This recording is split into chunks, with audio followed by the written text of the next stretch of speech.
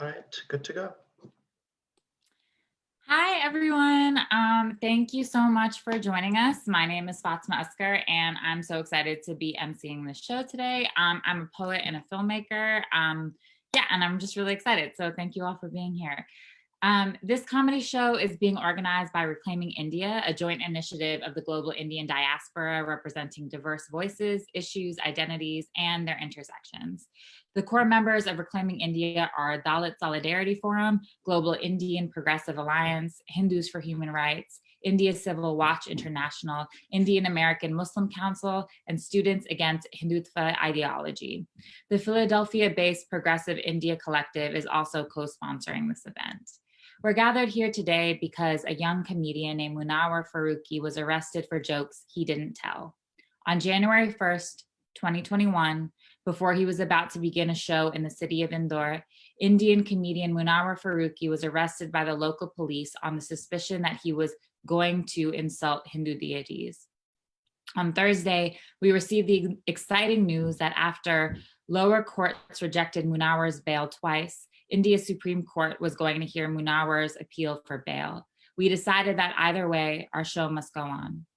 Although Munawar's bail was granted, the jail where he's being held has still refused to release him more than 30 hours later. We hope that tomorrow we will bring better news, but as we sit here today, Munawar is still in jail. Munawar's friends are also still in jail. Nalin Yadev, Prakar Vyas, Priyam Vyas, Edwin Anthony, and Sadakat Khan. And beyond them, there are many other prisoners of conscience who continue to be unjustly incarcerated for their writing, speeches, and other forms of activism. Anand Teltumbide, Sada Bharadwaj, Stan Swami, Umar Khalid, and Sanjeev Bhatt, to name just a few. Faruqui is one individual, but a young, outspoken Muslim comedian. His case encapsulates so much of what is happening in India in recent years. We have seen rising discrimination and violence towards Muslims and other minorities, towards artists and members of the media, and towards any public figure who dares to dissent against the government. That is why we, as young South Asian Americans, are taking a stand in solidarity with Faruqui and South Asia's numerous other political consciousness. Over the next hour and a half, you'll hear from an incredibly talented lineup of young South Asian American comedians from across the country. But before I pass it on to our first performer, I'm gonna really quickly read a poem of my own. This poem is called Haram, and it starts with an epigraph from my sister Khadija, which is, God supports my waxing habit. The day Auntie A saw my sister's pussy hairs crawling out and around her underwear, so long that if you ripped through the tangles, you could part them into pigtails, was the day we were all given our own pair of scissors and told to read namaz. Your hairiness is against Allah's will, my auntie scolded, the disappointment lined on her too young face. The three of us sisters lined up to wash our feet in the tub, our shame quieting us as the wudu water splashed all the way to our arms. Khadija had to do astaghfirullah, repenting for her evils as we cut each lock of hair, discarding them in a plastic bag we got from the corner store because they were too thick to flush down our struggling toilet. The next day, we sisters woke at 5 a.m. to read the Quran, massacring the scripture in our American mouths. We read the surah about not painting your nails or altering any part of your body and wondered about our sheared bushes, once a part of us and now finding shelter in some smelly garbage. Maybe we misunderstood the surah. Maybe we were outside Allah's creations, but we knew better than to question my auntie's law. We speculated that the Quran hadn't ever imagined hairiness like ours. So vast, it was its own sin. So now I'm going to pass it to our first comedian, Paula V. So Paula V. is a biomedical engineer, stand-up comedian, improviser, and actor. She's a writer for Love It or Leave It with Crooked Media, the Depressed Graphs webcomic, and the Imposter Bear webcomic. She's performed all over the US and India and has a web series called Dirty Science. So please join me in welcoming her. Hi. Oh my goodness. So good to see everybody. I can't see you, but it's good to be here. I'm so excited. My name is Paula V. I'm a biomedical engineer. I quit my PhD in biomedical engineering in December of 2019 to pursue my passion of performing live stand-up comedy, because comedians, we have great timing. You're welcome, Dad. How come dads always want to talk about the weather, but not whether they're proud of you? Anyways, actually my family is like pretty supportive, you know, my family now, they're pretty supportive. But my cousins always want to they always want to make my comedy about them. They're always like, roast me. And I'm like, okay, remember that time your family owes my dad money? That joke always does really well in front of brown crowds. We all live in the same house. Okay. I don't know. I recently I've actually been trying to date over through the pandemic. I've been trying to date through the pandemic. It's been really difficult and weird, mostly because I was talking to this guy long distance and I thought that he was like seeing other people. You know, I was kind of suspicious that he was. In fact, I knew he was. I never sent him a picture that wasn't filtered, you know. So he was definitely seeing other people. I've been having a hard time like connecting with people through the pandemic because I'm just obsessed with I'm obsessed with politics now here in the US. I'm just obsessed with it. I, for example, cannot stop talking about the Capitol, what happened at the Capitol in the US.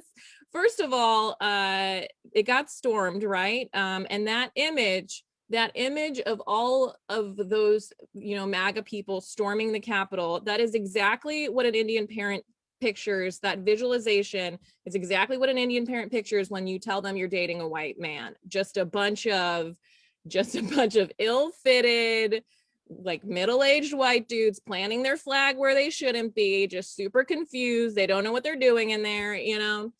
I'm obsessed with it because they keep calling those guys, they keep calling them vanilla ISIS, right? As though calling them terrorists isn't enough. I also need to call them bland, you know, like just add insult to it, add another insult to it. Also, at the same time, they're like complimenting ISIS and they're like, if we're going to do it, it's going to be on the food. They're just a little bit spicier, you know? I don't know. I always found it weird. I found it weird that they call them vanilla ISIS because those guys, you know, they're white terrorists and there are plenty of other white terrorists. Why do you have to compare them to brown people all the time? Brown people aren't the only terrorists, right? You know, Ted Kaczynski, that's a white terrorist, right? You're a high school bully, you know, that's a white terrorist, right? If you've ever had an inquisitive white neighbor, that's a white terrorist, okay? I'm just tired of people, you know, trying to paint, you know, like white people, school shooters, etc., as just loners who like didn't find enough love, you know? They're not Batman, okay? I can fix you. I can change you.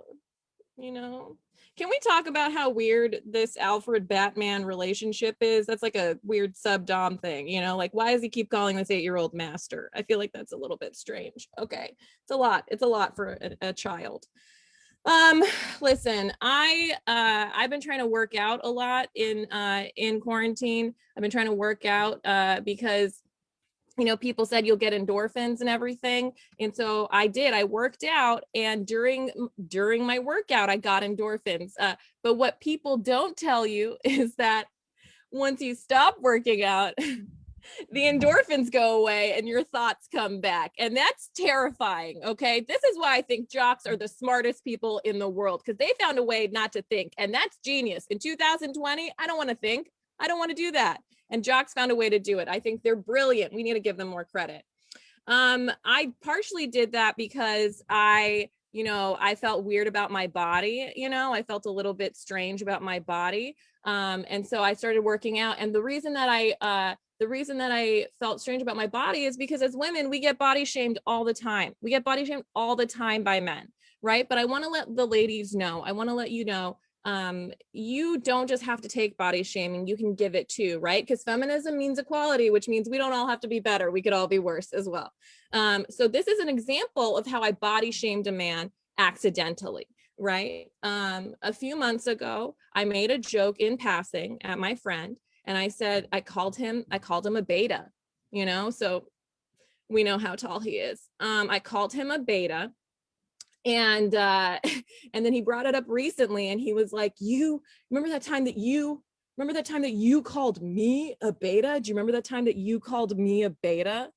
And I was like, wow, what a gamma move, you know, incredible, amazing. All right, guys, thank you so much. I really appreciate being here, and I just want to give it back to our host now. Thank you. Thank you so much, Paula V. That was so wonderful. Next up, we have Masood Haq, who is a comedian, actor, writer, and TTRPG streamer based in Chicago. He has completed the NBC's Bob Curry Fellowship and graduated from Second City's Advanced Directing Program. Masood is a founding member of the comedy troupe Club Asia, performs regularly with Stir Friday Night, and has lent his voice to various voiceover projects. He plays D&D regularly on Roll20's Mythic Odysseys of Theros and with Rivals of Waterdeep.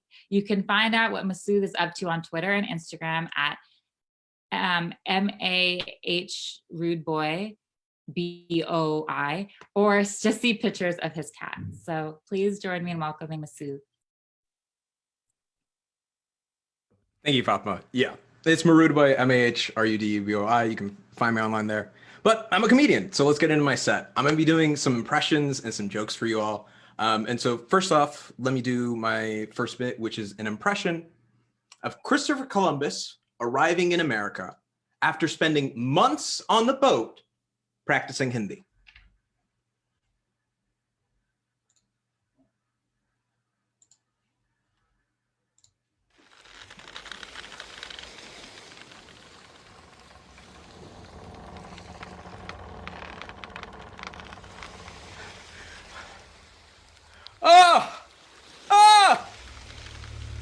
Smell that Punjabi air, boys! We did it! We did it! Oh, just a few months at sea, and look, we've arrived. Huh. Some natives. Watch this. Namaste, or Assalamu alaikum. Yeah, I learned the top 2 religious greetings. Up, kaise hain. Huh.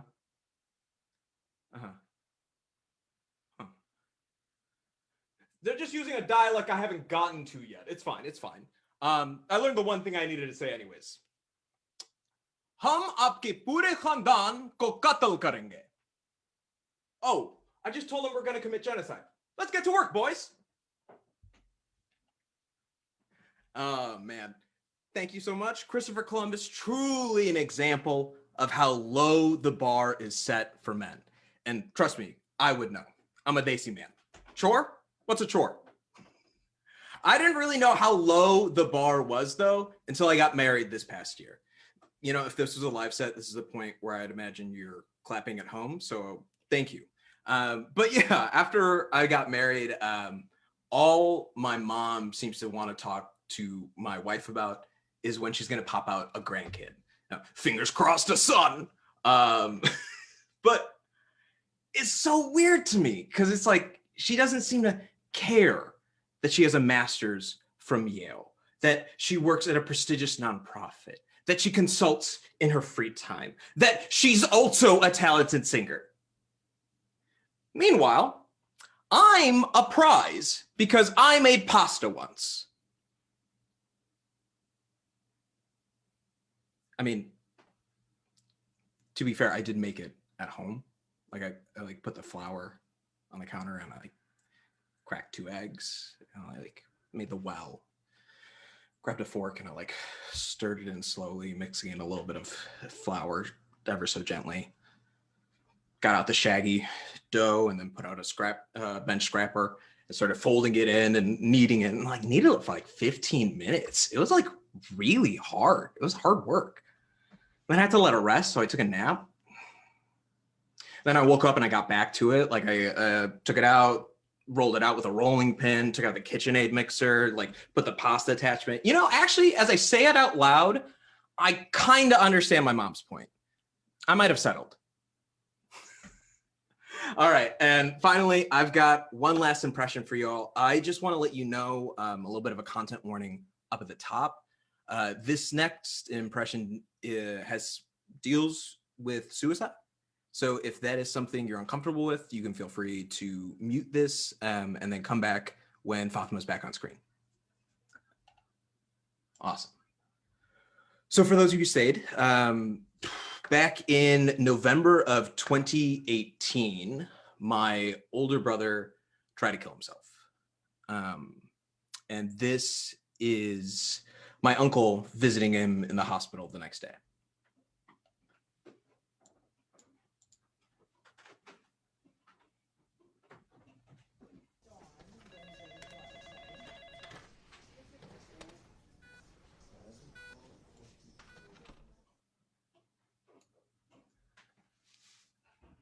Beta, I don't know what your parents told you growing up, but gay, straight, it doesn't matter. We love you for who you are. We're just so happy that you're here with us. And you have a second chance at getting your MBA. Look, I know what you're thinking right now. Where's my direction? What's my purpose in life? MBA answers all of that. You want a good job? MBA. You want a good house? MBA. You want a good wife? Sorry, good husband? MBA. And you know who love MBA? Men. Men love MBA. I'm a man. I love MBA. And look, I know you're thinking you must gotta have this big, fantastic MBA program to be impressive. Honestly, though, if you have a small MBA program and know what to do with it, I'm more impressed. And I know what you're thinking, Mamujan, what do you know about any of this? Back home, I had friends who were gay. And nobody said a thing. Why? Because they had their MBA. Thank you. I'm Masood Haq. You can find me on Instagram and Twitter at @rudeboy. And back to Fatma. Thank you, Masood. Next up, we have Apoorva Gandhithi, who is a Chicago-based actor and writer. In addition to receiving her film degree from the University of Chicago, Apoorva has trained at Black Box Acting, the Second City Conservatory in I.O., Chicago. Her recent credits include sketch shows The Tragic School Bus and Boom Ghosted at the Second City, and upcoming self-written web series Stuck in Reality. Apoorva is also the host of a new podcast, Brown Breakdown, where she interviews South Asian artists about their path to building a life in the arts. So please join me in welcoming Apoorva. Thanks, Fatima. So unlike most of the comedians you're going to see today, I am not a stand-up comedian, but I am an actor and a comedy writer. So today I'm going to be doing a dramatic reading of an essay that I recently published in McSweeney's. It's called An Open Letter to Peter Morgan of The Crown for Creating a New Generation of Colonial Sympathizers. Dear Mr. Peter Morgan, CBE, we almost had it. We were on the brink of erasing monarchy lovers everywhere. Then you come along and just had to make The Crown one of the most captivating political dramas on television. I mean, how could you? After almost a century, we were all ready to move on from the stain that is the British Empire's colonial history. Sure, maybe some of us just never learned about the empire in the first place due to a global education crisis, or perhaps they attended primary school in the UK like myself, where the topic of the empire was quickly glossed over for the exciting tales of King Henry VIII and Britain's savior complex in World War II. Either way, we were moving on. Even Colin Firth as King George VI could not stop this wave of anti-monarchists. Against all odds, you created a masterpiece so thrilling and charming that the world was ready to sit down for yet another perspective on the royal family. Despite their upbringing in post-independence India, my parents could not contain their excitement to watch The Crown. Being the good daughter that I am, I watched season 1 with them, ironically. I quite enjoyed scoffing at Winston Churchill's grievances about giving away India and yelling bloody thieves as the crown bejeweled with stolen gems from my homeland were placed on Claire Foy's head. What a joy it was to laugh at how British taxpayer funds are wasted. It almost made me feel better about the United States military budget. As I continued to watch, for my parents' sake, of course, my witty remarks dwindled. Instead of pointing out that Queen Elizabeth did not even have the educational credentials to work as one of her own staff members, I felt a tinge of sympathy for her sheltered life. And then it happened. The Queen's advisors warned Her Majesty that she must wow her constituents on her upcoming tour of Africa's Commonwealth nations. She must exude her most divine qualities in order to quell growing movements for independence. Betraying everything I once believed, I muttered, "Oh no," my throat tightened. Independence? How dare they? How could British Cameroons reject Claire Foy as their queen? Do you have any idea what you have done to my mind and reputation, sir? Once upon a time, I believed myself to be an honorable student of post-colonial theory. I once strutted the halls of my overpriced university's South Asian Languages and Civilizations department with the books of Frantz Fanon, Edward Said, and Gayatri Spivak in tow. I thought myself a connoisseur of post-colonial thought as I weaved their ideas into casual conversation in my seedy college cafe. I was the worst, I know. I went so far as to avoid admittedly delicious dishes like chicken tikka masala for their colonial roots. All I wanted was to make my freedom-fighting ancestors proud. But after 4 years of hard work to decolonize my mind, I threw it all away for the thrill of watching your show. There was no turning back now. I had to see my sin through. I raced my way through seasons 1 and 2, hoping that the change of cast in season 3 would reinforce my disdain for the monarchy. I was sorely mistaken. If season 1 and 2 were the hook and line, season 3 was the sinker. You really pulled out all the stops with this lineup of British treasures. Seriously, who could hate the glorious Olivia Colman and Helena Bonham Carter? And it does not stop there. Just as viewers were beginning to turn away, you brought out the one story that you knew would seal the deal: the tragic tale of Princess Diana. This final blow forced me to take my love of the crown public.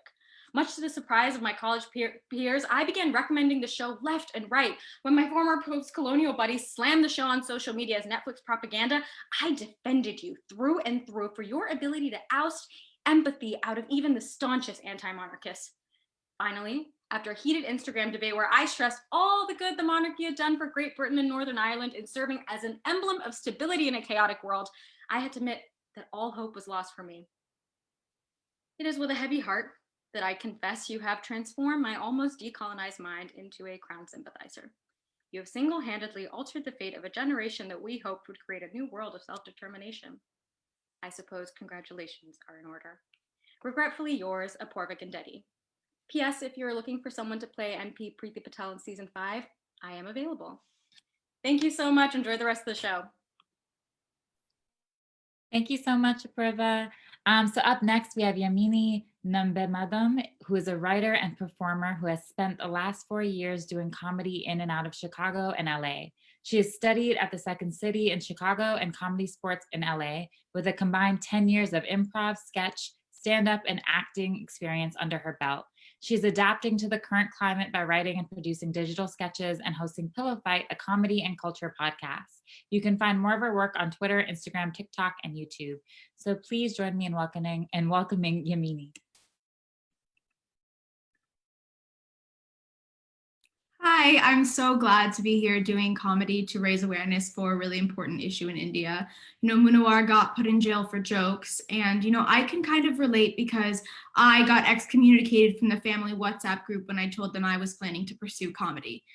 I got into comedy because I grew up really involved in theater, and I loved doing it so much, but it was just a little weird because there were so few people of color who did theater at my high school.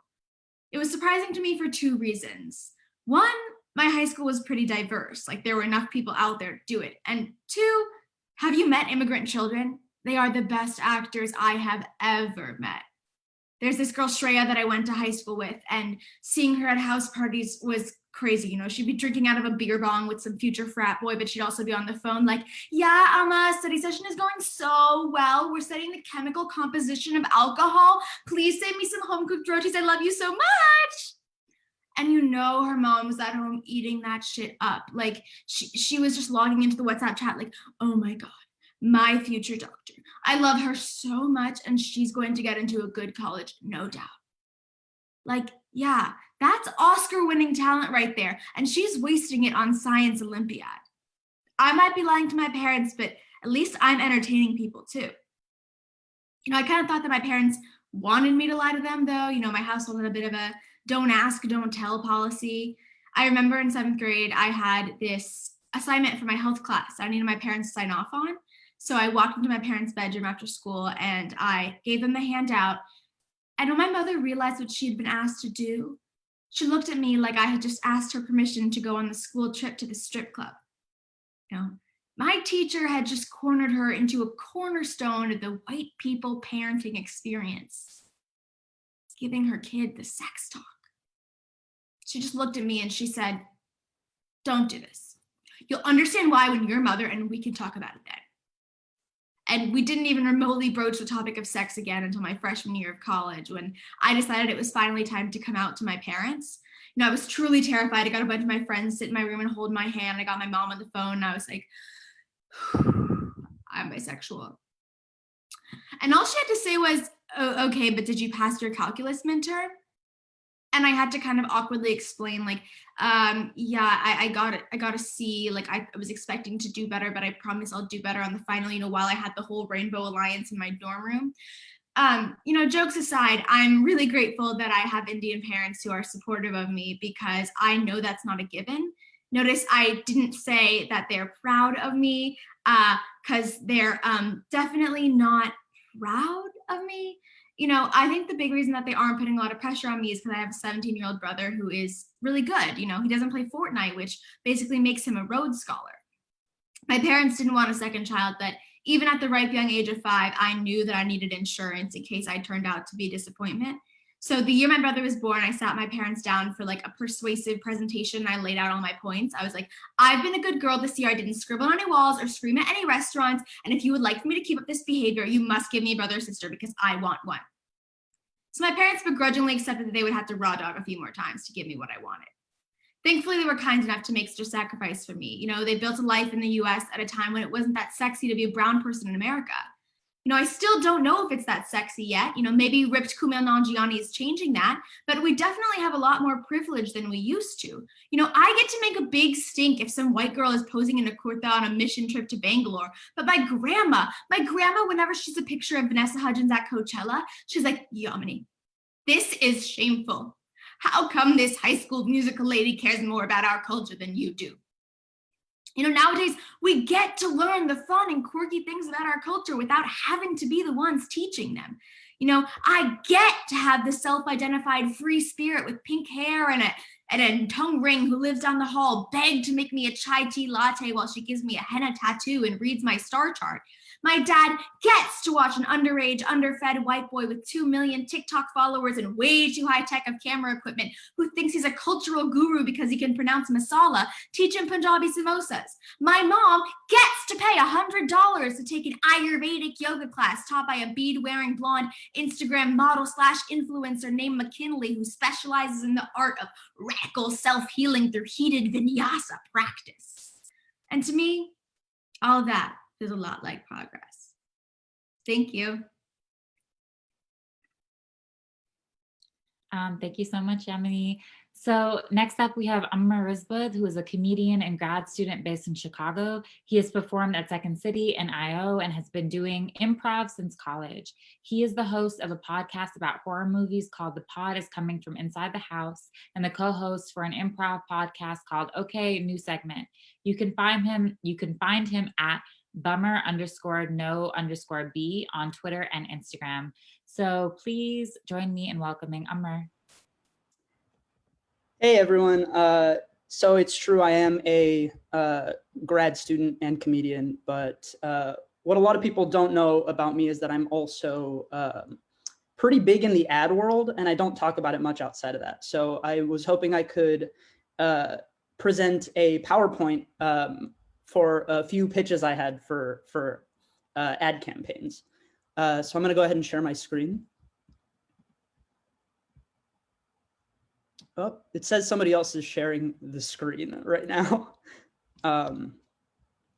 So I hope, okay, there we go. Sweet. Okay. Okay, so this presentation is titled Think Beyond the Thins. And that's because, and this is kind of a big deal. I'm the guy who came up with the idea for Oreo Thins. So Oreo Thins, right? This was a radical new idea. We all know that like the biggest problem with Oreos was too much cream, right? Nobody likes the cream. What people want when they bite into an Oreo are these sort of brittle, immediately dehydrating cookies that cut up the roof of your mouth. So I was like, let's have more of that, right? Just cut away the cream, more cookies, more dehydration, and it was a sensation. You know, it took off. And what I want to do is actually expand this philosophy to other foods. You know, how can we transform other foods in the ways that I transformed Oreos to Oreo Thins, right? So, first idea, right? Breakfast, most important meal of the day. Cinnamon Toast Crunch was one of my favorite cereals growing up, but you know, it's problematic.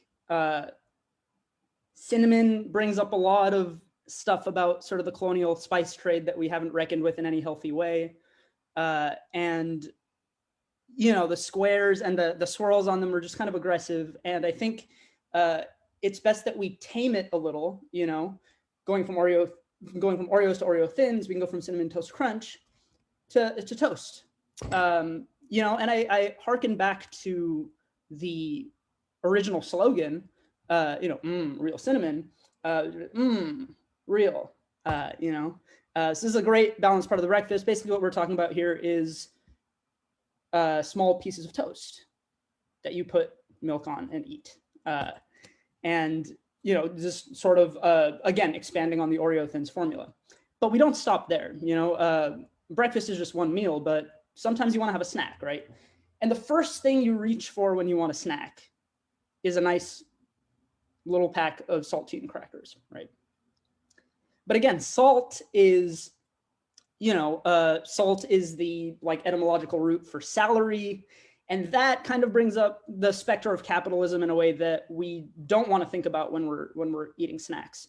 So, you know, again, the philosophy is to pare things down, right? So saltines, instead of saltine crackers, what about just teens? What about teen crackers? And I know this could be confusing because I also have another idea for a drink that is also called teen. It's a simplified version of Ovaltine, basically, is what we're looking at. And you can just sort of picture, right? You know, after having a balanced breakfast of toast, you bite into a bunch of teen crackers and dip them in some teen drink and just have a good time, you know? And so those are kind of the main things. And there's like, we don't have time to get into like every one of my ideas, but, you know, let's talk about just a couple more. So gushers, this takes you back to your elementary school days. But I don't think it's healthy for elementary school kids to be thinking about gushing at the cafeteria table. You know what I mean? It's raunchy. It's not something that we need. So instead of gushers, what if we had prudes? You know, healthy, sort of featureless circles that come in many different flavors. You know, apple, orange. That's it. You know, and you know, there's so many more possibilities here. So many more possibilities. Ruffles smooth, right? Get rid of the waves. Nothing's cutting up the roof of your mouth. Everything is fine. Doritos unsullied. No dust getting all over your clothes. You're fine. And you can expand this philosophy beyond foods too, you know? We got boyfriends and girlfriends, but why have all that when you can be just friends? You know what I mean? And I'll leave you with one last ad campaign, and I think this one is a real banger. Pears. What if apples sucked? All right, thank you. I hope I have changed your mind about a lot of things. Have a good time. Bye. Thank you so much, Amar. Next up, we have Rishi Mahesh, who's an actor and comedian, soon to graduate from Northwestern University with a degree in theater and business. Rishi has grown up following posting digital sketches to Twitter and YouTube focused on politics and entertainment. His most recent work consists of acting in How to Love, a web series executive produced by singer-songwriter Halsey, and co-creating a web series of his own, which you can find on Instagram at Using Protection Web Series. So please join me in welcoming Rishi to the stage. Hey everybody, what's up? My name is Rishi. So good to be here. Yeah, thank you guys for having me. So my grandma don't speak English good. And I don't speak any language she knows. So when I was a kid and she would visit, we didn't really have much to talk about. We couldn't really do much of anything. So we would watch a lot of horrible television, mostly the channel TLC, which is the channel that documents the weirdest white people they can find. They put them up zoo exhibits, 19 Kids and Counting, Sister Wives, My Strange Addiction, those types. This is the kind of, for anyone who doesn't know, this is the kind of content on TLC. I'm going to share my screen real quick. If everybody can see this, I'm going to just let this play for a second. Morning, baby. Handsome man. Nathaniel is in a committed relationship with a car that he's named Chase. He met Chase in a resale lot about 5 years ago. I thought it was love at first sight. His body and then his interior and everything just together just seemed to fit. And I just felt. Yeah. So that's what I'm talking about. And so my grandma, this is her first time in the States. And so she just assumes every white person she meets is the ones on TLC. So one day, we were at the store and so we run into my mom's coworker. So naturally, my grandma's making conversation with him and she asks so do you have a wife, or a few, or an automobile that you like to have sex with? To which he replied, no, I would never do anything with a car like that. I might consider a bicycle though. That's right. You could call me bi-curious. Thank you very much. So a lot of brown people, or BIPOC, as white women tell me to say, talk about how they grew up wishing they were white. And I didn't. I never related to that because I wished I was Mexican. I knew being white was a little far-fetched, but being Mexican felt like a reasonable goal. Because as a kid, Mexican people were way cooler than Indian people. One of my best friends was this Mexican girl growing up, and people were way nicer to her than they were to me. Mexican kids were way cooler than Indian kids growing up because they could talk about stuff that kids actually liked, like tacos and soccer, like stuff that kids love. And I did the Olympiads, the math Olympiad, science Olympiad, all those clubs where you do more school after school. So kids didn't trust me. I understood photosynthesis way too early to be considered an ally. I'd be in math class trying to type 8008135 into the calculator. If you didn't grow up in the States, just try that out. Let me know what you think. It spells something inappropriate. And I would try to show it to kids to gain their trust. And they were like, no, it's not the same. They were like, I know you have an A in this class right now. You're not one of us. And I was like, it's the third grade. You should also have an A. Nothing is very difficult yet. But yeah, so becoming a Mexican man was a big goal of mine. Also, because I kind of thought if I showed up one day, rebranded, kids wouldn't really notice. Because I would look in the mirror and be like, come on, is this not close enough? Me and any Mexican dude probably have very similar Bitmojis, you know? Yeah, so the worst part about growing up Indian instead of Mexican is no sex symbols. because we don't have much representation. And I grew up as a very weird kid. So the closest thing I had to a sex symbol growing up was Aziz Ansari. And that is a man who should not be allowed to know women. Yeah. Getting a lot of oh no's in the chat. I agree. For any people that don't know, Aziz Ansari is weird to women. You can Google it. One of the worst parts about Aziz Ansari being a sex pest is that you look at Aziz Ansari and you hear him like talk like this in this like weird little voice that he has, and you're like, oh, so this guy is probably into some like awful thing sexually. But then you're like, oh, that's kind of whack. Like, let me like re-examine that bias that I have. And then it turns out you were right the first time. And so now I've lost all incentive to stop being judgmental, judging the book by its cover. It makes sense.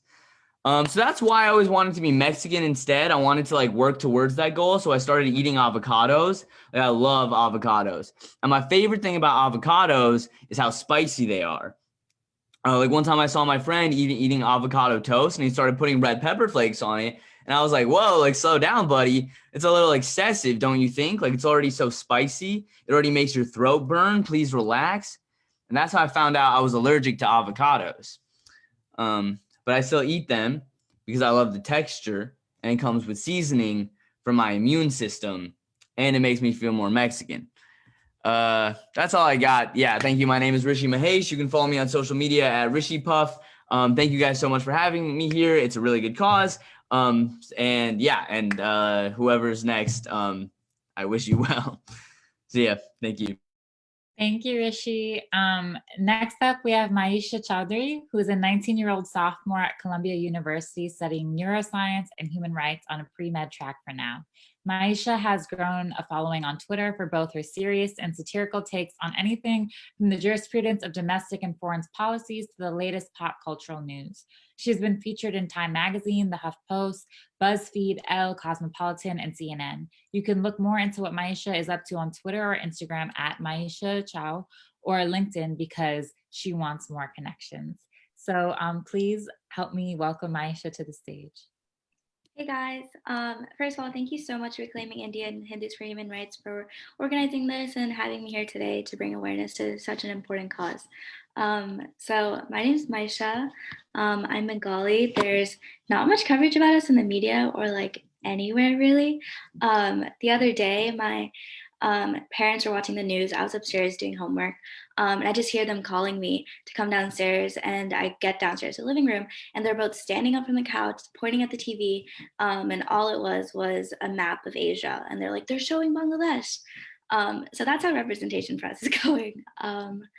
I like to imagine South Asia as like a high school cafeteria, right? Like a fight breaks out between the two popular kids, and like all the students come to record it, like the teachers come in to try and break it apart, like everyone's screaming and shouting. And Bangladesh is that one kid with daddy issues that would be having lunch with the history teacher upstairs. So I'm also from Florida. I'm here to confirm that everything you've heard about us is in fact true. To add on to that, my city is like so incredibly average. Like, do you know who has vacation homes here? Mike Pence and Kevin Jonas, like literally the picture perfect definitions of like second best. Anyways, back to what I was saying.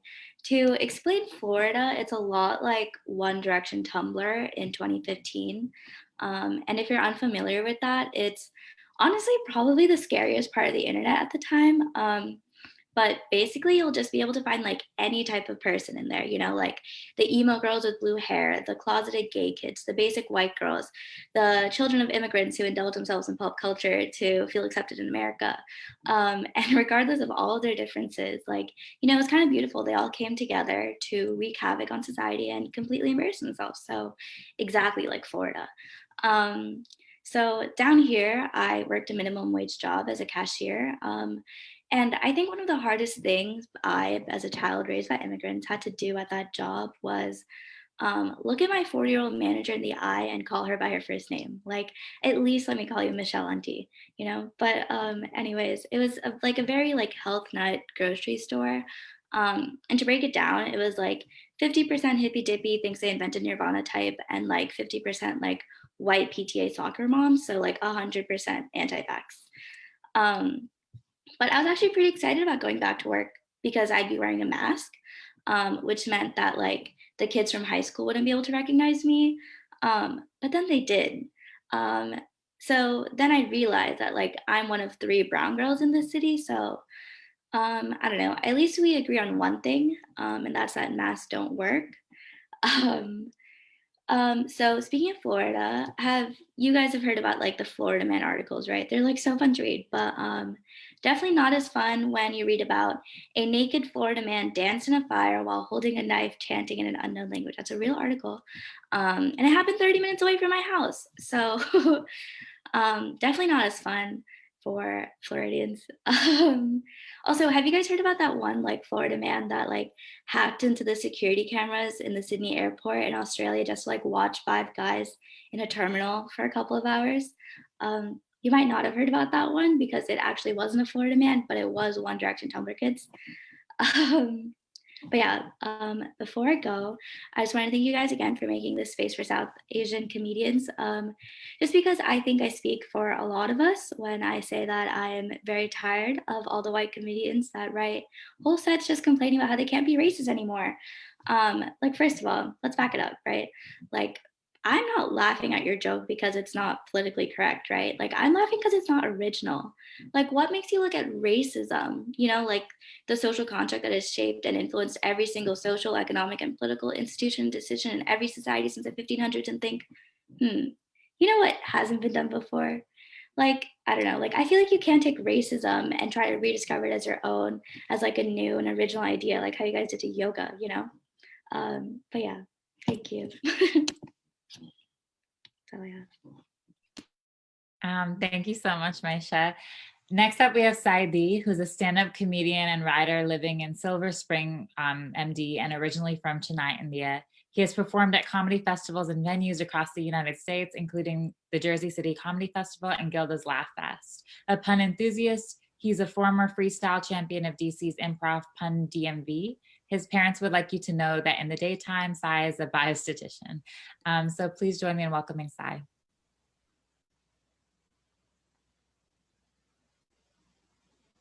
Thank you, Fatima. Can you guys see me? All right, yeah, all right, cool.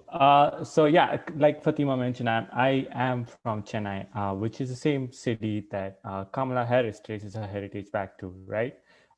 Yeah, in fact, Kamala Harris's granddad used to live like 3 streets away from where we live right now. And I know you guys are like, oh yeah, Sai, we all know all that. We all know all that. Just enough about Kamala already. Well, tell that to my mom. You know, everyone in India assumes that Kamala is going to be president pretty soon because Joe Biden is too old. But I think that assumption is just wrong because Joe Biden is just 78, which means next year he's going to be in his prime. Yeah, my joke requires math knowledge, guys. I'm sorry. No, but Kamala is good in like the South Indian community, right? She's already a South Indian hero, right?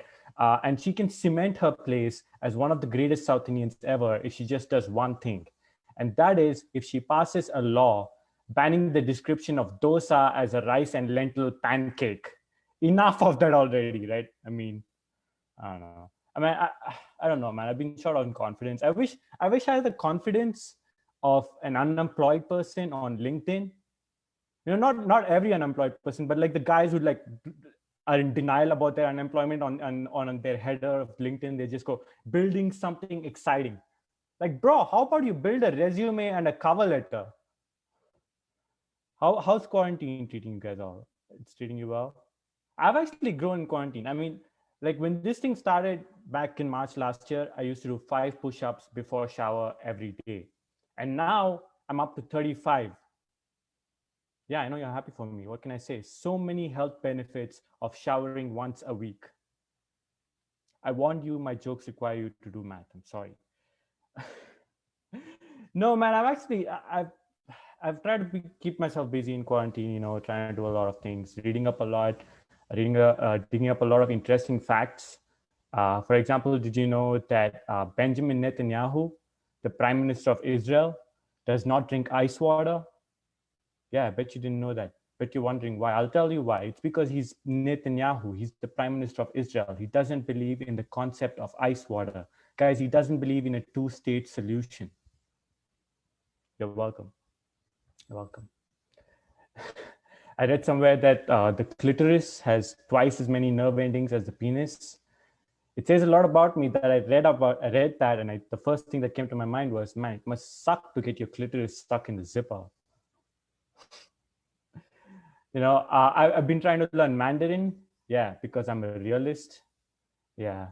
No, because look, I'm what do I say? I'm trying to get educated about Chinese culture so that when the Chinese government takes over, I'll be ready to get re-educated, right? No, okay. I knew that wouldn't do well in a Zoom call, but I was Uyghur to tell it anyways. Yeah, doubling down. Look at me. No, the real reason I'm actually trying to learn Mandarin is because my partner is Chinese American, and I want to communicate with her family, right? Especially her 4-year-old nephew. Like I want to talk to him. I want to talk to him, play with him, and teach him things, teach him important things, like how all of Kashmir belongs to India. It's about time someone told him that. It's about time. What do I say? Yeah, I recently applied for my green card because as a comedian, what choice do I have really? I mean, can't risk getting, you know, yeah, I don't want to say that. I don't finish that thought. No, I think I want to be an American citizen. In fact, I think I'm halfway there really, you know, because what's more, I'm halfway being to American because what's more American than having an Asian wife, right? Okay, fine, fair enough. No, no, I want to be American because I too one day want to live the American dream of having ice on speed dial. Yeah, until then I'm staying the fuck away from ice. Now, right now it's snowing. I don't go outside because you never know when the ice can jump out and deport me. No, and usually when I say that and there are white people watching, I have to reassure them that I don't mean no harm because they're all reaching for their phone, right? I need to tell them that I'm not surreptitiously a Salvadorian street gang member, right? Like I'm not a street thug, I'm more of a spreadsheet thug, right? I'm not MS-13, I'm more MS-Excel, you know? I'm a statistician, guys, what do I say? No, man, I was talking about quarantine, and quarantine's made things really weird. Like I was at the grocery store the other day, right? And I saw this gentleman who looked a lot like our family friend, Mr. Saurabjit Singh. So I thought I'd go up to him and say hi. So I went up to him and I tapped him on his shoulder and I said, "Excuse me, sir, are you Mr. Saurabjit Singh?" And he said, "No, I'm social distancing. Now get away." Fair enough, fair enough. You know, I went running the other day with my mask on. And you know, this thing happens when you have your mask on. Everything that comes out of your mouth and nostrils come right back at you, right? And I was running and I was tasting a mixture of my snort and sweat. And the fact that I could taste it was the only thing that told me that I didn't have COVID yet, because I can still taste it. And that got me thinking, right? How do people first realize that they have COVID, right? And I divide into categories of people, like for example, different generations, right? So millennials and Zoomers probably first suspect they have COVID when they're eating ass and it doesn't taste like ass anymore, right? Gen Xers probably first suspect they have COVID when they're walking up the stairs and after 4 hours, they're still walking up the stairs, right? And boomers probably suspect they have COVID when they're dead. It's unfortunate, I know. I'm going to stop right there, guys. Thank you so much. And I'm happy to be doing this for a great cause. Thank you, everyone. Thank you so much, Sai. Our next performer was going to be Abby Govindan, a 22-year-old stand-up comedian and writer based in New York City. But unfortunately, Abby can't be here today and sends her full support to Munawar Faruqui and India's many other prisoners of conscience. Thank you, Abby. So once again, I just would like to thank all of our amazing performers and to thank everyone who made this event possible. And to reiterate our support of Munawar Faruqui, who is still in jail despite having bail, whose friends are still in jail and not given bail, and to all of the different prisoners of conscience in India. As South Asian people, there's so much happening right now. We see the farmers' protests that are happening. We see the occupation of Kashmir by both India and Pakistan.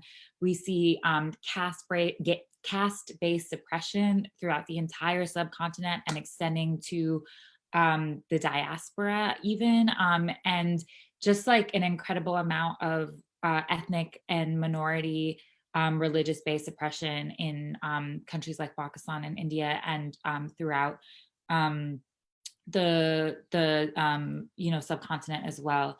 And I think what's really something that's really important for us is to think about what is our role as South Asian people in this moment. At every single moment, we have the ability to stand on the side of justice. At every single day, we have the ability to say, what side am I going to be on today? How am I going to show up for not only my own people, but for the solidarity of all of these other people who are being oppressed by state violence, by extreme fascism, by right-wing governments and right-wing people in all countries. How are we going to kind of resist that? And I know particularly like being based in America, reporting on Tongva and Kichlan, thinking about the kind of anti-indigeneity and anti-Blackness that exists throughout the entire world, and how every single day we have a moment of being able to show up in a different way. We have a moment of being able to show up for our siblings across all different kinds of identities, and to really try to fight for a better world that centers people who have been historically marginalized and oppressed for so many generations. And so I think that that's just a thing that is really important in terms of thinking about Munawar and thinking about what's happening in India with his case, but also taking that to kind of extend outwards and think about all of the other ways that we can show up for people, how this is a global fight and how it requires all of us every single day. So thank you again. I'm going to close out on a poem, which is called If They Come For Us. These are my people, and I find them on the street and shadow through any wild, all wild. My people, a dance of strangers in my blood. The old woman's sari dissolving to wind. Bindi, a new moon on her forehead. I claim her my kin, and so the star of her to my breast. The toddler dangling from stroller, hair a fountain of dandelion seed at the bakery. I claim them too. The sick uncle at the airport who apologizes for the pat down, the Muslim man who abandons his car at the traffic light, drops to his knees at the call of the azan, and the Muslim man who drinks good whiskey at the start of Maghrib, the lone khala at the park, bearing her kurta with Crocs. My people, I can't be lost when I see you. My compass is brown and gold and blood. My compass, a Muslim teenager, snapback and high tops gracing the subway platform. Mashallah, I claim them all. My country is made in my people's image. If they come for you, they come for me too. In the dead of winter, a flock of aunties step out on the sand. Through the buttas turn to ocean. A colony of uncles grind their palms and 1,000 jasmines bell the air. My people, I follow you like constellations. We hear glass smashing the street and the night's opening dark. Our names, this country's wood for the fire. My people, the long years we survived, the long years yet to come. I see you map my sky, the lights, your lantern long ahead, and I follow. Thank you all so much. Once again, this event was organized by the Reclaiming India Coalition. Please like and follow them on Facebook, Twitter, and Instagram to stay up to date with their initiatives, and never let them take away our right to laugh. Thank you all again for joining us. Thank you for all the comedians, and I hope that you all have a really great day. Thank you.